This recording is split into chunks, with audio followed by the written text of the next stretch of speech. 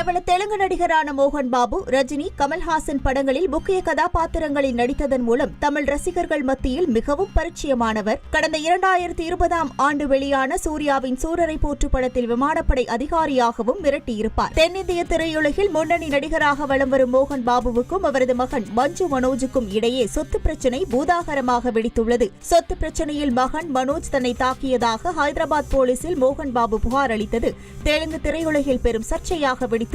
இது தொடர்பாக செய்தி சேகரிக்க ஏராளமான பத்திரிகையாளர்கள் ஹைதராபாத்தில் உள்ள நடிகர் மோகன் பாபுவின் இல்லம் முன் நேற்று குவிந்தனர். இதனால் ஆத்திரமடைந்த மோகன் பாபு பவுன்சர்கள் மூலம் பத்திரிகையாளர்களை விரட்டியதோடு செய்தியாளர் ஒருவரின் மைக்கை பறித்து அவரை தாக்கிய சம்பவம் தேசிய அளவில் பெரும் பரபரப்பை ஏற்படுத்தியது.